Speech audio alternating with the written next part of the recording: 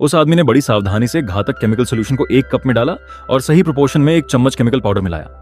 अच्छी तरह मिक्स करने के बाद एक बेहद शक्तिशाली कोरोसिव एसिड तैयार हो गया। फिर उसने उस सोल्यूशन को स्पेशल कंटेनर में भर दिया। मात्र 10 सेकंड में यह एसिड 50 मिलीमीटर मोटे स्टेनलेस स्टील और ग्लास को भी पिघला सकता था।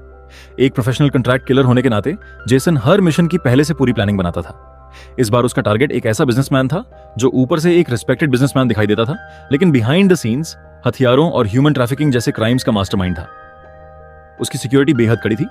उसकी बिल्डिंग का हर डोर स्पेशल अलॉय से बना था और पूरा कैंपस अभेद्य सिक्योरिटी सिस्टम से घिरा हुआ था। जेसन अपने इक्विपमेंट लेकर उसकी बिल्डिंग के नीचे पहुंचा। उसने एक स्पेशल क्लाइंबिंग डिवाइस तैयार किया और उसे बिल्डिंग पर इंस्टॉल कर दिया।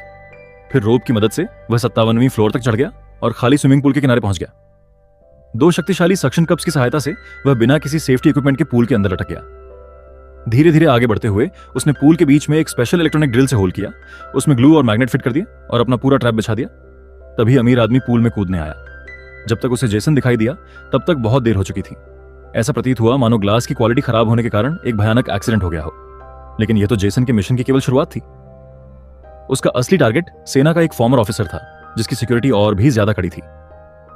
उसके ऑफिस के चारों ओर military level security, armoured walls, advanced weapons और यहां तक कि एक सबमरीन भी मौजूद थी। अंदर घुसने के लिए जेसन ने पहले एक स्नाइपर राइफल छत पर डिप्लॉय की। जैसे ही एक गार्ड घायल हुआ और बाकी सिक्योरिटी गार्ड्स उसकी मदद में जुट गए, जेसन चुपके से मेडिकल हेलीकॉप्टर में सवार होकर बिल्डिंग की छत तक पहुंच गया। वहां से वह बिना किसी की नजर में आए अंदर घुस गया। उसने एक जैमर की मदद से सभी सीसीटीवी कैमरों को डिसेबल कर दिया और रास्ते में आने वाले गार्ड्स को चुपचाप न्यूट्रलाइज करता हुआ वेंटिलेशन शाफ्ट के भीतर पहुंच गया।